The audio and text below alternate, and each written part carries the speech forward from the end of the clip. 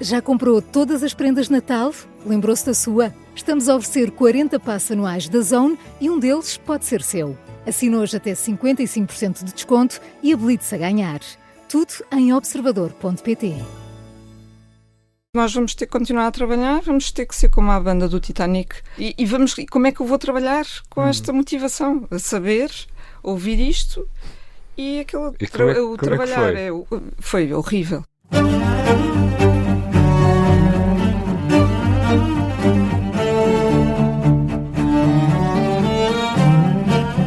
Este é o Querido Líder, o podcast da Rádio Observador dedicado à liderança. Juntámos 2 especialistas em liderança, professores, consultores na área, para discutir as melhores práticas e também, eu diria, quase que, sobretudo, para desfazer alguns mitos.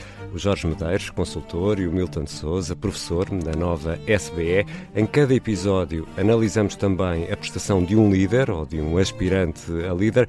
Neste primeiro episódio vamos olhar para Donald Trump, o presidente dos Estados Unidos. E recebemos também o nosso primeiro convidado, porque na segunda parte olhamos para venturas e desventuras de um líder, uma conversa na primeira pessoa, e a nossa primeira convidada é Leonor Sampaio Santos, Shareholder Counsel da José de Melo Capital. Eu sou o Ricardo Conceição e vou tentar liderar, ou será melhor dizer, gerir este podcast.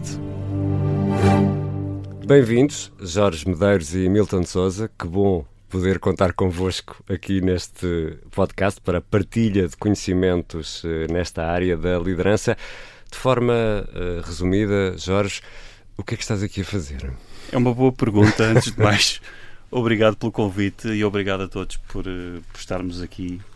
Acho que há muita coisa para responder diretamente à tua pergunta. Há muita coisa que nós já deveríamos saber sobre liderança e que tem aplicação prática. Portanto, a ideia aqui é trazer algum do conhecimento que já temos e permitir que as pessoas tirem alguns ensinamentos práticos para o seu dia-a-dia. Milton, o que é que estás aqui a fazer também?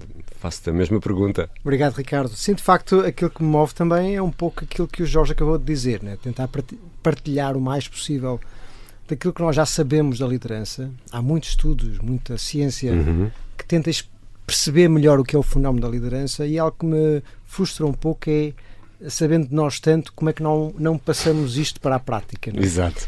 E ao mesmo tempo aprender também com as pessoas que vamos convidar, da sua prática e daquilo que podemos retirar daí como lições para os nossos ouvintes sobre o que é uma boa liderança. E já vamos aos tão ansiados conselhos de liderança. Primeiro, e no arranque de cada episódio, olhamos para a prestação de um líder num segmento que chamamos Sim, chefe, não chefe. Ou seja, vamos avaliar virtudes e erros de liderança e vamos começar pelo homem mais poderoso da Terra, do planeta, o presidente dos Estados Unidos, Donald Trump. Milton, Donald Trump merece um sim, chefe ou um não, chefe? Bem, eu vou tentar fazer uma avaliação o mais imparcial possível. Da performance e não do conteúdo, é isso? Né? E eu queria pegar num tema que, de certa forma, tem estado um pouco na berra, com alguma polémica, sobre as mensagens que ele foi passando sobre conquistar a Groenlândia, ou comprar a Groenlândia, retomar o controle sobre o canal do Panamá, inclusive anexar o Canadá como um novo Estado dos Estados Unidos da América, e tudo isto tem vindo a assustar muitas pessoas, com o receio de que pudesse ser uma lógica expansionista, imperialista. Eu julgo que é mais do que isso, realpolitik. É uma forma de estar na política numa estratégia muito negocial, numa posição de poder. Acaba por ser um bocadinho o bully que tem o poder nas mãos e quer aproveitar esse poder para ganhar uma plataforma de negociação mais forte. E isso é boa ou má liderança? No ponto de vista pragmático, se calhar é boa liderança, porque usa as ferramentas que tem para eventualmente ganhar uma posição mais forte. Do ponto de vista daquilo que é a dinâmica geopolítica e a diplomacia internacional, provoca ondas de choque que podem criar muitas disrupções e muitos receios, e portanto é um pouco dos dois. Jorge Medeiros, como é que olhas para Donald Trump nesta perspectiva de sim chefe, não chefe? O que é que te merece? Também acho que vou olhar, e é importante olhar para isto de uma forma asséptica do ponto de vista político, E, concretamente, olhando para a comunicação dele, esta posição negocial também tem muito de comunicação, ou seja, até que ponto é que ele quer realmente atingir isto, eu pelo menos não o sei, mas é uma estratégia de ancoragem e de negociação, como o Milton disse e muitíssimo bem. Na comunicação, focar-me aqui em alguns pontos. Por exemplo, todos os presidentes têm equipas e gabinetes de comunicação a trabalhar com eles. Apesar disso, nós notamos uma claríssima diferença na comunicação e nas escolhas de comunicação do Donald Trump. Que lições podemos tirar daqui para o exercício da liderança, sendo que liderança é também comunicar? Por exemplo, clareza. Quando nós e os nossos ouvintes no exercício da liderança têm de passar mensagens, essas mensagens são claras e a pessoa tem essa consciência, ou há alguma tendência para, por exemplo, encher com mais palavras do que as necessárias? Os discursos são muito básicos, não é? Absolutamente básicos. O Trump é muito curto, muito sucinto, muito repetitivo, e isto, obviamente, é intencional. Acho que não vale a pena estarmos a achar que é por falta de neurónios, é intencional. E a clareza é importante e funciona. Portanto, na comunicação de liderança, eu consigo ter uma comunicação clara ou desvio e dou exemplos que fazem as pessoas que me estão a ouvir perder do tópico principal, porque eu também, quando dou esse exemplo para consolidar a minha comunicação, não tenho o cuidado de depois fazer a ponte com o ponto principal. Este é um dos pontos, clareza. Outro dos pontos é a brevidade. Quão breves são as minhas mensagens quando comunico com os outros? Mais uma vez, particularmente importante quando estamos a falar do exercício da liderança. E, acima de tudo, do ponto de vista de brevidade, não é só ter mensagens breves. É que se eu encadeio demasiadas mensagens breves de catadupa e não dou tempo às pessoas, porque não faço pausas para as pessoas digerirem, então também devo pensar nisso e fazer estas pausas. Então, presumo que venha daí um sim, chefe, à performance? Neste aspecto concreto de comunicação, deixando claríssimo que não seria exatamente a minha escolha, mas parece que funciona. Acho que vou puxar para título sim, chefe, a Trump, nos nossos dois especialistas. Não, ouviram e perceberam bem o que quiseram dizer. E neste querido líder, ainda vamos saber como consegue Leonor Sampaio Santos devorar livros, usar o vinho como desculpa para conversar com amigas, lidar com dois rapazes e ainda ser Shareholder Council da José de Mel Capital. Vai um bocadinho mais para a frente neste programa. Aproveito aqui já para deixar um pedido muito especial: clicar em seguir este podcast na aplicação que habitualmente usa para ouvir podcasts. A Apple Podcasts, Spotify, YouTube, nós estamos em todas e é mesmo bom que o faça, é uma grande ajuda para nós. Agora vamos então aos tão ansiados conselhos no segmento que dá nome ao nosso podcast, Querido Líder. E temo ter de explicar isto em todos os episódios, mas este é o primeiro e merece esta explicação. O nome deste podcast e deste segmento, calma, não haja confusões, não se trata de uma homenagem à dinastia Kim da Coreia do Norte, onde os líderes são queridos, ou pelo menos dizem que são queridos. É antes um desejo humano de ser um bom líder, um querido líder, e é aqui que entramos na parte dos conselhos de liderança. E hoje vamos falar de delegar, a importância de delegar. Um bom líder, Jorge, delega tarefas e responsabilidades? Tem de o fazer. Eu vou aproveitar a deixa da dinastia da Coreia do Norte para também, e acho que posso pôr palavras nas bocas de todos os presentes, também não estávamos a fazer uma apologia da dinastia Trump. Portanto, isto é concretamente do ponto de vista de algumas escolhas de liderança. Claro que sim, não há nenhuma, acho que aqui basta a lógica. Para assumir uma função de topo, se todos os chefes ou líderes ou CEO tivessem de saber a fundo todas as áreas, nunca chegariam lá acima. Portanto, há uma escolha aqui de subtração, obviamente, e a delegação tem aqui vários aspectos importantes. O porquê delegar? Porque eu preciso de libertar espaço para acrescentar valor ao meu nível de complexidade. Porque preciso e quero capacitar as pessoas para as desenvolver, para que elas próprias consigam voar a níveis mais altos. E, portanto, há aqui um trabalho que é um trabalho contínuo, muito ditado pela realidade, mas a delegação é importante. Outra nota muito rápida, que é importante não confundir delegação com dumping. Eu peço desculpa pelo inglesismo, mas não é despejar tarefas no colo das pessoas. Depende do intuito com que o estamos a fazer. Se o exercício da minha liderança é pautado por um desenvolvimento e capacitação das pessoas, a minha escolha pode ser não atribuir esta tarefa à pessoa que eu sei que a fará melhor e mais rapidamente. Porquê? Porque do ponto de vista de curto prazo é mais eficaz para mim, mas a minha escolha pode ser exatamente a oposta. Eu vou dar esta tarefa precisamente à pessoa que ainda não a sabe fazer bem, porque é importante capacitar esta pessoa para elevar o nível de discurso e de pensamento de todos. Estou a comprar dores, se o fizer. Milton, melhor forma de delegar, como é que se delega? Sim. Eu não gosto muito do termo delegar, confesso. Né? Porque qual é que preferes? Há a ideia assim de um dumping, de agora vai fazer isto, né? Quase que parece mandar. Sim. Eu gosto mais da palavra, que eu sei que é um inglesismo e um brasileirismo, né? O empowerment ou empoderamento. Mas é de facto dar poder às pessoas para poderem elas próprias tomar as suas decisões dentro daquilo que é o âmbito das suas funções. E eu acho que isto falta muito. E uma das razões porque eu acho que falta é porque as pessoas, os líderes muitas vezes têm dificuldade em confiar de facto nos outros. Exato. Porque a palavra confiar traz consigo uma outra palavra fundamental, que é a palavra vulnerabilidade. É impossível confiar sem aceitar a vulnerabilidade que isso traz. Quando confio, tenho que aceitar que eu provavelmente posso vir a falhar pelo falhanço dos outros. Então o que tu estás a dizer é que o líder às vezes, ou por vezes, tem que se contrariar a si próprio na vontade, porque isso poderá trazer ganhos no fim do dia. Sem dúvida. E nós estudos que temos mostram claramente que esta cultura de empowerment, como se costuma dizer, traz muitos resultados, desde logo porque um líder nos dias de hoje não consegue decidir sozinho. É impossível. A ideia do líder que consegue ver além e tomar todas as decisões não existe, é uma ilusão.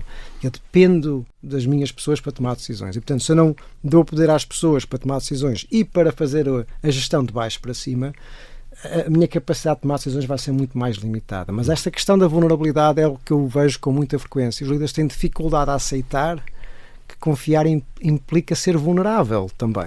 E isto que o Jorge dizia também é uma questão importante. Portanto, eu vou continuar a dizer delegar. Ao delegar tarefas noutras pessoas, no fundo, também ganha tempo para se concentrar naquilo que é verdadeiramente importante e que é a sua missão. Não é? Sem dúvida. E um papel. E aqui, desde logo, importa destacar, se quiserem, a diferença entre liderar e gerir. Se estamos a liderar, estamos a desromper, estamos a pensar à frente, estamos a tentar inovar também. E se estivermos permanentemente no modo de gestão, da operação, do dia-a-dia, a substituirmos-nos aos outros naquilo que são as suas decisões, não vai sobrar muito tempo para liderar de facto. Né? Estamos sempre a apagar fogos, a resolver os problemas dos outros. E, portanto, libertar esse tempo implica confiar nas pessoas, estar ao lado delas quando é necessário, fazer um papel de coach, de apoio, e, de facto, confiar que as pessoas podem e devem tomar as suas próprias decisões. Mas, Jorge, quando às vezes se delega, vou passar aqui uma imagem, quando enviamos os miúdos pela primeira vez sozinhos para irem para a escola ou podem ir apanhar o autocarro sozinhos e nós vamos atrás, escondidos na esquina, a ver se eles vão no caminho certo ou não. Às vezes os líderes também não fazem isto. Delegam e depois ficam por trás a ver e a corrigir. Isto também não é bom. Depende, eu aqui vou qualificar, acho que o Milton falou aqui num ponto fundamental, que é a liderança, a componente de coaching da liderança. E, portanto, as pessoas perguntam, então, mas isso quer dizer que eu, líder, se for ao andar de baixo metaforicamente, obviamente, ajudar as pessoas, quer dizer que não estou a desempenhar as tarefas do nível a que eu deveria estar a desempenhar? Não, claro que não. A questão é, quais são os motivos que me levam a ir ao nível de baixo e ajudar as pessoas, os meus reportes diretos e a cascata. E se a minha motivação é uma motivação de capacitar a pessoa e de ajudar a pessoa a pensar a um nível de maior complexidade, de maior subtileza, de maior escolha entre zonas de cinzentos e capacitar essa pessoa para a ideia absolutamente inequívoca de que não há muitas vezes soluções mágicas para um mundo complexo, se eu estiver a fazer isso no sentido de capacitar a pessoa, isso é jogo limpo, não é? Se, por outro lado, o líder dá por si e faz, porquê? Porque foi especificamente a área dele, de onde ascendeu, que é uma zona de conforto e sem dar por si reverte para essa zona de conforto. Porquê? Porque é mais confortável, dá uma sensação de autoeficácia, então isso tem custos. E os custos são que não está a capacitar a pessoa para fazer essa função e o próprio líder está a abdicar da sua responsabilidade, consciente ou inconscientemente, porque ninguém está a crescer com isto. E vai ser sempre assim, conselhos práticos sobre liderança, deixados aqui pelo Milton Sousa e pelo Jorge Medeiros, os nossos especialistas, consultores e professores com muitos anos de experiência nesta área. A fechar esta primeira parte do Querido Líder, vamos já a seguir receber a nossa primeira convidada, a Shareholder Council da José Melo Capital, a Leonor Sampaio Santos. Bem-vinda, Leonor, e obrigado pela coragem de se ter juntado a nós neste primeiro episódio, num podcast que nunca ouviu, porque ainda não existia, não é? Mas a Leonor gosta de podcasts, não é? Adoro podcasts e obrigada, Ricardo, por este convite. E entrando já aqui um bocadinho no tema, porque liderar tem que ter também um bocadinho de coragem e, portanto, e nós temos que exercitar a coragem todos os dias e, portanto, isto também é um exercício de coragem. A Leonor é advogada, secretária da Sociedade e responsável de Compliance da José de Melo Capital, uma empresa de topo no grupo José de Melo. Leonor, deixa-me confessar-lhe aqui uma coisa. Eu nunca na vida tinha dito Shareholder Council, nem tantas vezes, nem nunca tinha dito, esta é mesmo a primeira vez.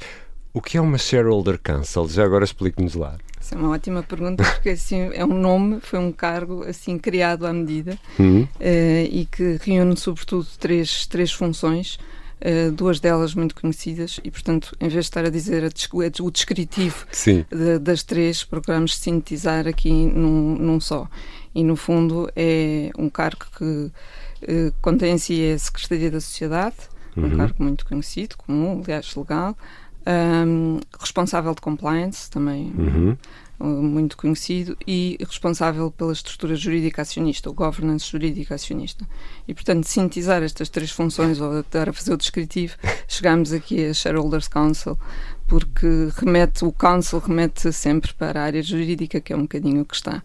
Não sendo diretora jurídica, que foi um cargo que eu exerci na José de Melo e que é agora exercido por outra pessoa, e, portanto, quisemos demarcar bem a fronteira para dar espaço aos dois. E está explicado. A Leonor Sampaio Santos é a nossa primeira convidada. Na segunda parte deste Querido Líder, hoje, querida líder, vamos continuar a conversar e, por exemplo, tentar perceber qual terá sido o pior momento da carreira de Leonor Sampaio Santos.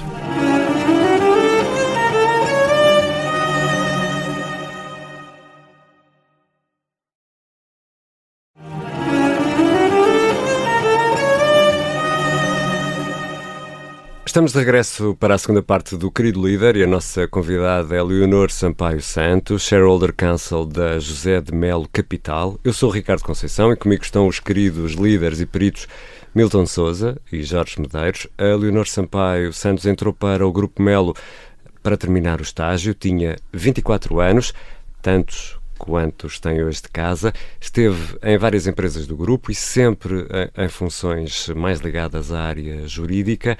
É também leitora compulsiva, se não vejamos, pertence a 4 grupos de leitura, é voluntária na Livraria Solidária Dejalu, no centro de Cascais, vende livros, mas também dá apoio jurídico, corre quase todos os dias, tem um grupo de vinhos, que serve de desculpa para conversar com as amigas, ou ao contrário, o que me parece muito bem, e adora viajar. Leonor, eu fiquei cansado só desta apresentação, e no meio disto tudo ainda há tempo para trabalhar, ou não?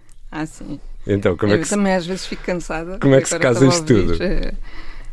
Acho que com gosto por tudo, por aquilo, por tudo isso, e porque umas coisas complementam e são um escape das outras.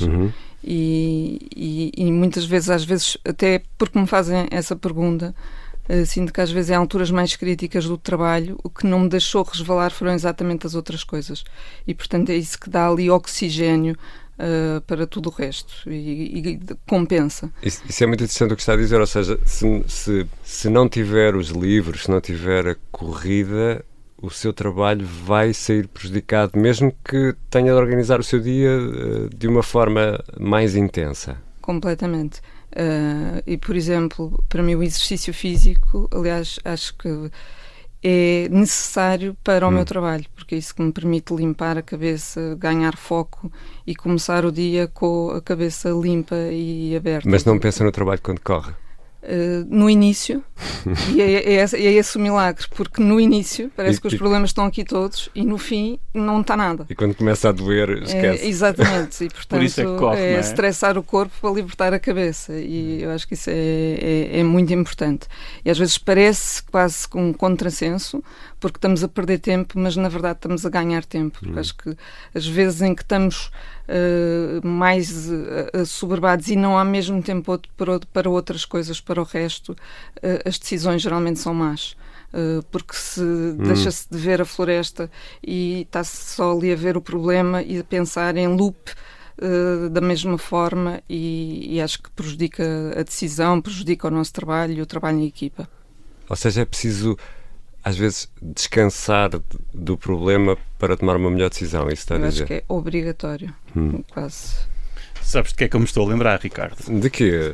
Atenção, isto não está guionado, portanto, para quem Não. É a história do ruído interno. A história do ruído interno, exatamente. Ricardo, queres falar um pouco sobre isso? Conta tu, Jorge, por favor. Estávamos aqui off e o Ricardo, estávamos a tomar café, e a certa altura o Ricardo a dizer que muitas vezes ouve podcasts, e não só pelo conteúdo como pela parte técnica, etc. E eu perguntei-lhe, bom, isso é uma boa forma também de abafar um pouco o ruído externo, não é? E o Ricardo respondeu, não é uma boa forma de abafar o ruído interno. Que todos temos. Milton. Eu ia dizer, é de facto um dos aspectos fundamentais da boa liderança é estarmos em equilíbrio entre aquilo que é o nosso bem-estar mental, físico. Aquilo que eu ia perguntar, Leonor, também é se isso é uma prática comum dentro da estrutura da organização, se isso é fomentado, é uma escolha pessoal dentro daquilo que é a realidade do Grupo José de Melo. As pessoas, é uma prática comum, ainda por cima o Grupo José de Melo tem uma ligação muito próxima com a saúde. Sim, é na parte de gestão pessoal, e, portanto é no horário pessoal, mas acho que é respeitado e acho que incentivado, e deveria ser, mas não tem que ser porque está no horário pessoal. Embora eu acho que pelos benefícios que isso tem, no bem-estar pessoal, mental, devia ser quase reforçado por todas as organizações. E alguma vez lhe dizem, Leonor, hoje não foi correr? Não, porque é quase todos os dias, mas eu noto hoje em dia que nos dias em que não consigo ou correr ou fazer algum exercício, parece que tenho aqui alguma nuvem, e de facto isso faz-me diferença. Eu noto isso também, se eu não faço o meu desporto, eu jogo squash neste caso, não é? E se eu não tenho aquela oportunidade de poder bater umas bolas contra a parede, eu noto logo que o meu desempenho no dia seguinte não é o mesmo, não é? E a minha mulher também nota lá em casa. Jorge. Tal e qual, eu também faço desporto, e o desporto para mim é uma das fontes de bem-estar, aquela libertação de endorfinas, e muitas vezes dou por mim, isto é dos livros também, muitas vezes o nosso, chamo-lhe o inconsciente, não é? Ou o default network a funcionar, e dou por mim a ver surgirem-me algumas soluções que eu posso atribuir, não posso atribuir cientificamente esta causa, mas a correlação é muito forte, e portanto acho que sim, totalmente. Mas está-me a lembrar, porque a José de Mel de facto até incentiva, porque agora já há um ano temos uma plataforma daquelas de contabilização dos passos, com objetivos coletivos, e portanto estamos todos, e que depois os passos que nós fazemos revertem em euros, portanto em donativos a instituições de solidariedade social que são escolhidas por nós, e portanto é uma competição saudável, estamos todos ali a contabilizar os passos e para um bem maior, e portanto acho que isso é de facto incentivado. Leonor Sampaio Santos, nós temos sempre 4 perguntas fixas que faremos a todos os convidados deste querido líder, não necessariamente pela mesma ordem, mas elas existem. Quando é que percebeu que eu é que sou a líder? Posso-me lembrar assim de 2 assim, mais marcantes. O primeiro foi o primeiro recrutamento que eu fiz. Portanto, já tinha uma equipa que era a que estava lá, designadamente quando era diretora jurídica, era a equipa jurídica que havia, e muito interessante com algumas dificuldades de estar a liderar pessoas mais velhas do que eu, que me tinham visto crescer naquele espaço quando eu tinha 24 anos, ou para onde entrei quando tinha 24 anos. E, portanto, isso é difícil. E, portanto, quando vou contratar a primeira pessoa, uma pessoa que é escolhida por mim, com um perfil que eu faço e traço, pronto, senti-me assim responsável e agora tenho uma palavra a dizer, e portanto foi assim, e correu muito bem, não podia ter corrido melhor, porque foi uma excelente profissional, de quem hoje sou amiga, que está no grupo e portanto foi um recrutamento muito feliz. Essa fase inicial deve ter sido complexa, né? De conquistar esse espaço, uma pessoa sendo mais nova do que pessoas mais experientes, mais velhas, há uma atenção muito grande sobre nós. Como é que conquistaste esse espaço nessa altura? É difícil, porque crescer no mesmo sítio para onde se entrou com 24 anos é difícil. É sempre difícil, não é? Há sempre dores de crescimento, mas há sempre... Tive aqui uma vantagem, houve aqui um corte. Eu em 2012 fui para a Bondalti, portanto a empresa de químicos do grupo. Foi uma mudança muito grande, porque sendo dentro do grupo tinha aquele conforto de estar e de já conhecer. Por outro lado, era mesmo um trabalho novo. Fui trabalhar com um diretor jurídico que estava perto da idade da reforma e, portanto, aprender com ele. E depois saí, tive aí 3 anos e depois voltei, e quando volto, esse ato de tempo ajudou quando voltei, as pessoas a verem-me de outra forma. Portanto, foi esse corte, foi muito importante, porque se não tivesse sido isso, de facto, era muito difícil. Era sempre a estagiária que tinha entrado com 24 anos e, portanto, eu própria às vezes também me sentia sempre como ainda aquela estagiária, claro. e era difícil. E, portanto, e chefiar, portanto, a minha antiga equipa, algumas daquelas pessoas que me conheceram tão nova, foi certamente Ninguém te desafiou um desafio. Enquanto líder nessa altura? Essas pessoas mais velhas? Não, por acaso foi...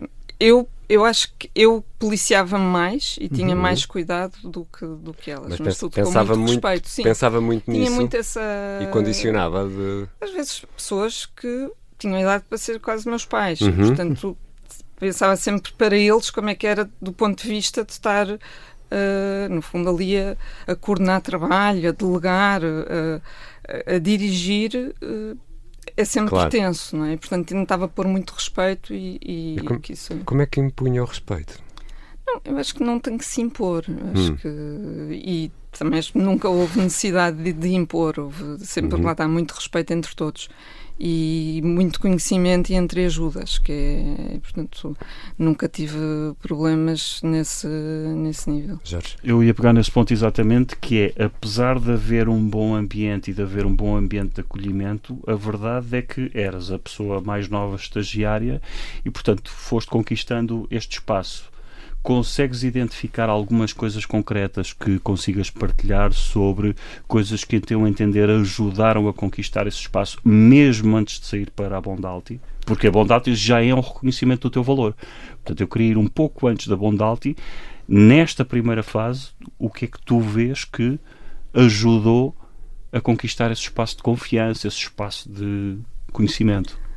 Acho que numa primeira fase é sempre apresentar o trabalho, fazer o trabalho, não é? Fazer o que é preciso e estar disponível para isso, estar disponível para o que aparece e, portanto, ser proativa, querer fazer bem. Portanto, acho que é sempre isso é o core, não é? E antes de estarmos a liderar, temos que saber fazer. Isso acho que é muito importante e é uma coisa que eu gosto no meu percurso, é estar na área onde eu comecei, ou estar sempre ligada e saber fazer, olhar para trás. E às vezes, quando estamos neste caminho, parece-nos que custa, parece que estamos sempre a fazer, parece que não estamos a progredir, mas estamos. E, portanto, temos que ir sabendo colher todas as fases, abraçar todas as fases do processo. E para uma Leonor que hoje tenha 24 anos e esteja a começar, a carreira é muito diferente, ou os desafios por ser uma mulher é muito diferente hoje do que era há 24 anos, não é? Não me parece que seja. Aliás, quer dizer, sempre desafiante e acho que é para todos, homens, mulheres. Claro. A vida está complexa, há muitas solicitações conciliar vidas e carreiras profissionais com vida pessoal é difícil. Portanto, quem julga que quer ter tudo e consegue ter tudo, não se consegue. Portanto, é preciso... são trade-offs e nós queremos chegar, então, e sobretudo as mulheres mais perfeccionistas querem fazer tudo bem em todas as coisas, e isso às vezes não é possível. Portanto, temos que priorizar e acho que é de facto difícil para todos nós.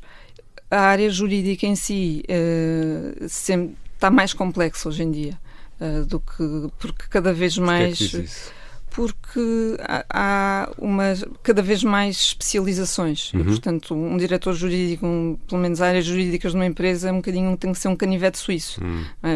Não há especialistas, temos que saber tocar um bocadinho todas as teclas do piano, porque há problemas de várias áreas. Portanto, e hoje em dia o mundo está muito especializado e com muita regulamentação cada vez mais profunda nas mais diversas áreas. E não há orçamentos para recorrer a especialistas indiscriminadamente. Nós temos que saber de tudo um pouco e ter as campainhas certas para, quando há algum tema mais que requer um risco maior, saber aprofundar. Deixa-me aqui pegar numa coisa que o Jorge Medeiros dizia na primeira parte, que é aquela ideia que às vezes temos de que o líder tem de saber fazer tudo, tem de dominar tudo. Neste caso, não, claramente, mas... consegue perceber até onde é que eu tenho de saber sobre determinado assunto ou saber delegar, porque também é importante saber entregar à pessoa certa a tarefa certa, não é? Claro. Isso na área jurídica é essencial, porque nós temos 2 níveis. Temos a nossa equipa interna e temos as equipas externas, os parceiros jurídicos com quem trabalhamos. E nós não temos que saber tudo, é impossível sabermos tudo. O que temos é que saber e estar atualizados para os problemas e as áreas. E saber que saiu legislação e que aquele comportamento tem que ser visto porque é regulado e tem que se fazer e desbravar e conhecer em que termos é que se pode fazer. Portanto, tem que ter a campainha em todas as áreas de todos os comportamentos e assegurar esse cumprimento. E depois saber, quando a campainha dispara, quem é que vai ver. Se temos esse know-how interno, se fazemos internamente, se pelo risco, se pela especialização, contratar o externo. Isto é a delegação. Eu estava a ouvir há bocado a vossa conversa e estava a achar muito interessante. E aqui eu acho que é delegar. Um pressuposto é confiar, portanto, para mim é confiança, e delegar não é fazer por conta. Não é? Porque há aquela coisa, às vezes a gente quer fazer, eu imagino uma coisa que eu quero fazer exatamente assim e quero que a outra pessoa adivinhe aquilo que eu ia fazer. Não é isso. Delegar é aceitar que a outra pessoa pode fazer de maneira diferente, confiar no resultado final, mas que pode fazer de uma forma diferente daquela, eu só tenho que assegurar que o resultado final é aquele. Este é um ponto importante, porque muitas vezes quando se fala de delegação e de capacitação das pessoas, temos de ter aqui outro cuidado adicional, que é não andarmos a criar clones de nós próprios. Portanto, esse é um risco muito grande. Eu ia fazer-te aqui outra pergunta, Leonor. Quando tiveste de fazer as tuas priorizações, eu imagino, corrijo-me se não for o caso, mas imagino que tenhas também tido de delegar. Quando delegas, tens aqui alguns tipos de reação das pessoas a quem queres delegar, as pessoas que aceitam abertamente e que querem, as pessoas que se calhar não querem tanto ou acham que ainda não são capazes e, portanto, consegues explorar um pouco este tema ou... Sim, claro. Todas as pessoas são diferentes, não é? Portanto, a reação das pessoas a desafios são diferentes.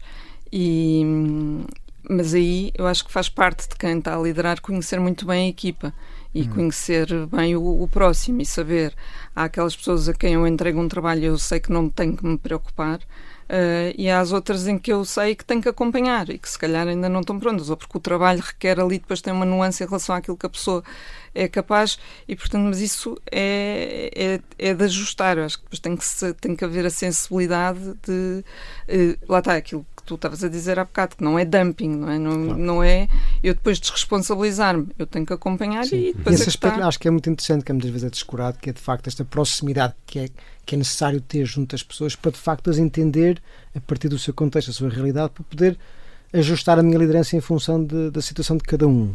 E isso implica tempo, disponibilidade, atenção, estar com as pessoas, ouvir. E se eu estiver permanentemente naquele modo de ação, de tomar decisões, eu não consigo fazer este trabalho, não é? Portanto, às vezes confundo-se delegar como laissez-faire, não é? Deixa andar, exatamente. Não é isso, não é? É uma forma diferente de passar o tempo enquanto líder. E acho que aquilo que estás a dizer tem muito a ver com essa abordagem. Leonor, temos as tais 4 perguntas, já fizemos uma, temos mais 3, e se calhar eu passava aqui ao pior momento da carreira. Qual é que foi? Consegue identificar? Consigo identificar vários. Vamos a eles. Mas há um que me parece assim interessante e sobretudo porque é público, porque às vezes aqui nesta área tenho aqui algumas sensibilidades de confidencialidade. Claro. Mas é público porque foi assim um momento de dor assim na minha carreira profissional. É público, nós vendemos a Brisa em conjunto com o nosso parceiro e foi um processo 80%, vender 80% da Brisa num leilão internacional é um projeto de uma magnitude enorme e portanto coube-me a mim, portanto era eu a responsável pela parte jurídica. Eu lembro quando disseram que íamos fazer este projeto, foi daqueles assim, é uma coisa enorme. Eu pensei, saiba a correr. Vem o síndrome do impostor todo, cai logo ali. Portanto, será que eu vou dar conta do recado? Como é que eu vou fazer isto? Portanto, tem toda a componente de desafio, mas vamos lá. Portanto, estou aqui, faz parte, vamos a isso. E portanto, foi um projeto de 2 anos.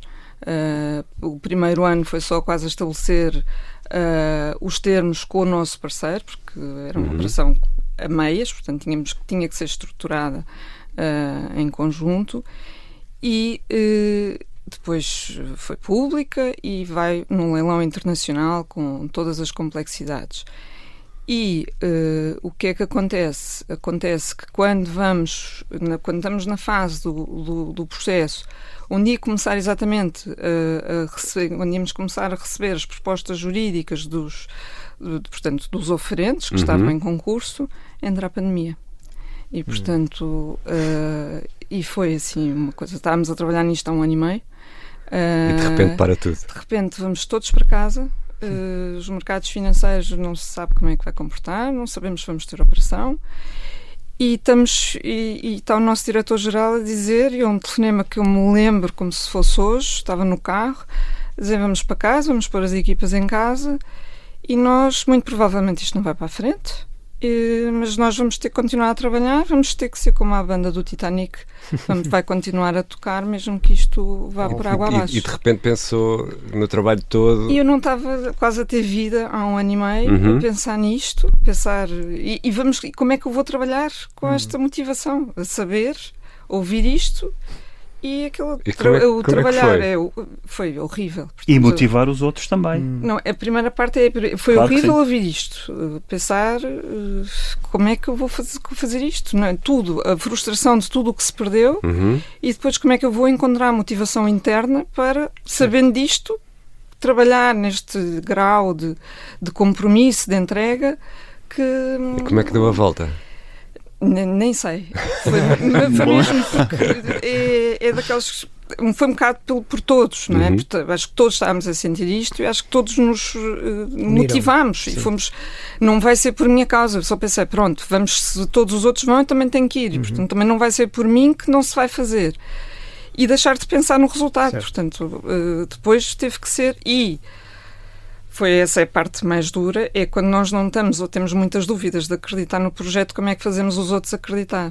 E, portanto, quando vou falar com a minha equipa, com a equipa, e eram várias, portanto, eu tinha a equipa interna, tinha mais 2 de advogados, portanto, tinha a equipa dos nossos advogados, nosso José de Noel, e tínhamos a outra equipa dos advogados conjuntos da venda conjunta.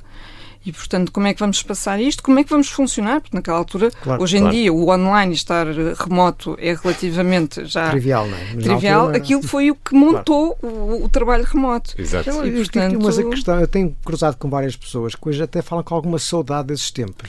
Que é curioso, eu tenho saudades, estávamos todos tão unidos. Sim, eu acho que é a saudade daquele como ouvimos falar os soldados da Primeira Guerra ou da Segunda, não é? Aquela coisa de união, mas era guerra, não é? Portanto, eu acho que é aquela. Porque porque é mesmo disso que se trata. Eu não me consegui, ainda hoje não consigo sentar no sítio da sala onde eu fiz essa operação. Acho que fiquei com um trauma. Porque eu passei dias e dias e noites ali sentada. Portanto, o dia era sempre o mesmo. O canto tem um lençol branco em cima, não? É uma coisa, é a cabeceira da mesa onde eu nunca me sento. Portanto, aquilo é a carga emocional disso. Ao mesmo tempo, lá está, depois se a pergunta seguinte é qual foi o dia mais feliz, se calhar profissionalmente, foi o dia que isto se aconteceu. Porque ter acontecido nesta circunstância foi uma coisa extraordinária. Mas até acontecer, mas estamos a contar isso agora, porque aconteceu, porque felizmente aconteceu, mas nós na altura achávamos que muito provavelmente poderia não acontecer. O Leonor, deixa-me voltar à cadeira, porque a cadeira, ao ver a cadeira, pode provocar algo, vamos utilizar a palavra, levianamente a palavra trauma, mas a minha pergunta, olhar para a cadeira, não tens também aquele sabor incrível de conquista e de superação pessoal e da equipa toda, não é? Não, sem dúvida, por isso é que é um momento feliz. Mas eu acho que nós, quando as coisas boas acontecem, não devemos também esquecer as dores que trouxeram, até porque é isso que nos permite crescer. Absolutamente. E, portanto... E o sucesso, e a sensação de sucesso na proporção ao esforço. Exato, chegar, por isso também teve outro gosto, muito diferente. Aquilo eram...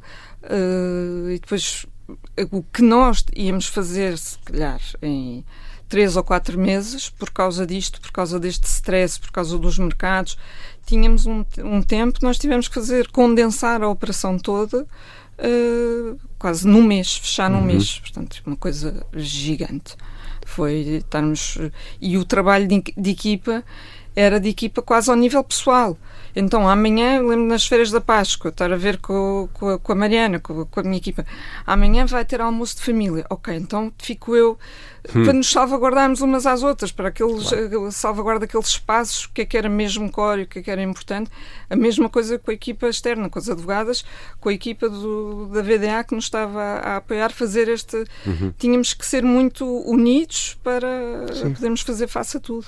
Sim, Jorge. Nada ia pegar numa coisa que o Milton disse no início da nossa conversa a propósito do Trump, que esta estratégia negocial de tentar ancorar aqui algumas ideias que servem como termo de comparação, mesmo que não haja intenção de as consumar, não sei se existe ou não, mas ancorar. A minha pergunta, fazendo esta ponte, é: por teres passado por este episódio tão fora do que é normal e por teres conquistado tu, quando eu digo tu, e a tua equipa, obviamente, não é? Sempre. Não te ajuda no exercício da liderança como uma âncora de relativização, como um termo de comparação que põe as outras coisas do dia-a-dia numa outra perspectiva? Sim, não, sem dúvida. E foi muito interessante, falo disso muitas vezes, mesmo com a contraparte, foi uma negociação muito feliz, porque o tempo jogava, portanto, as duas partes queriam fazer o negócio. E o tempo jogava contra nós. E, portanto, foi uma negociação muito fair e muito cordata por causa disso, porque não houve tempo para estarmos ali a brincar às fronteiras, como aos advogados. Eu quero isto, pedes um cão para conseguir um escaravelho. Portanto, não houve tempo para fazer isso. Era quais são as vossas linhas vermelhas, quais são as nossas, e vamos construir a partir daqui uma solução que dê bem para os dois lados. E, portanto, isso acabou por ser muito facilitador do sucesso da operação. E às vezes, quando há muito tempo, não há nenhuma ameaça, cada parte quer fazer, cada advogado quer mostrar que é melhor e que fez e que conseguiu aquilo para o seu cliente, e portanto... Acho que era o Blaise Pascal que dizia, esta carta vai demasiadamente longa porque eu não tive tempo de a fazer mais curta, não é? Exato. E é nesses momentos que também a Leonor, e neste caso quem está numa posição de liderança, mas neste caso pergunto-lhe assim, é nesses momentos em que é preciso decidir, naquele instante, tomar a decisão A, B, C ou D, que percebe que, mesmo correndo o risco de se enganar, é a Leonor que tem que tomar aquela decisão. Portanto, não há alternativa. E isto pode-se aplicar a qualquer ramo de atividade. Claro, não é? Liderar tem isso, não é? Tem a Fazer solidão escolhas. da responsabilidade e das decisões. E é não muito solitária essa decisão, ou sim, não? eu, graças a Deus, eu tenho o apoio sempre da minha administração e depois no limite é a administração que decide, portanto eu tenho ali as decisões e em todo o processo tive sempre este respaldo de estar acompanhada e de gestão e de estar muito envolvida e, portanto, estar sempre acompanhada da nossa gestão pronta mesmo. Estávamos, e foi isto, o diretor, o administrador, estávamos todos juntos em calls permanentes, sempre em contacto. Claro que depois na parte mais jurídica, mais core, temos nós que decidir e aí temos que saber, saber o que é necessário, se conhecer o trabalho e saber o que é preciso fazer. E Leonor Sampaio Santos, nós temos as tais 4 perguntas para todos os convidados. Alguma vez ligou a dizer eu estou doente ou rebentou um cano e hoje não dá, hoje vou correr? Isso é mentira, não. Não, porque não é necessário. E é por isso que eu estou onde estou há 24 anos, porque é uma relação de confiança.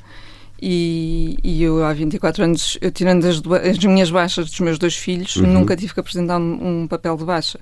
Portanto, é uma coisa que eu aprecio muito na empresa onde estou, é poder dizer que os meus filhos estão doentes e que não vou e que ninguém me vai chatear, mas também sabem que se for preciso trabalhar às noites, ao fim de semana, não ter horas, é preciso. E, portanto, é uma relação de confiança para os 2 lados. E só quando há um episódio, por acaso já estávamos a falar disso, recentemente, eu gosto muito de ler e toda a gente lá sabe que eu gosto muito de ler e veio cá não é um escritor, o William Sieghart, que tem 3 livros que eu adoro, que são 3 coletâneas de poesia, que é o The Poetry Pharmacy, e veio à Fólio e ia fazer uma aula prática quarta-feira às 3 da tarde. E portanto ia pensar às 3 da tarde como é que eu vou lá está. E eu disse ao meu chefe, disse ao Salvador, olha, eu tenho isto é uma oportunidade que vai acontecer à quarta-feira e eu queria muito ir, e disse-lhe, e ele claro que sim, concordou. Portanto, temos esta transparência. E se fosse um elemento da sua equipa a pedir-lhe, como é que reagiria?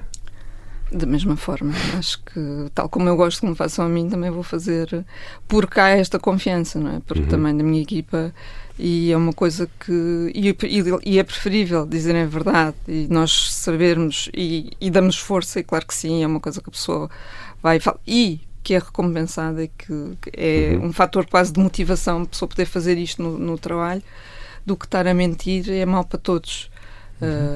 Acho que não é construtivo da relação profissional. Obrigado, Leonor Sampaio Santos, Shareholder Counsel da José de Melo Capital. Milton Sousa e Jorge Medeiros, até para a semana, meus senhores, muito obrigado. Os nossos queridos líderes na arte da liderança cá estarão para analisar a prestação de outros líderes ou aspirantes a líderes, também para deixar conselhos, e teremos outro convidado para partilhar experiências. Eu sou o Ricardo Conceição, este é o Querido Líder, o podcast sobre liderança da Rádio Observador. Até para a semana.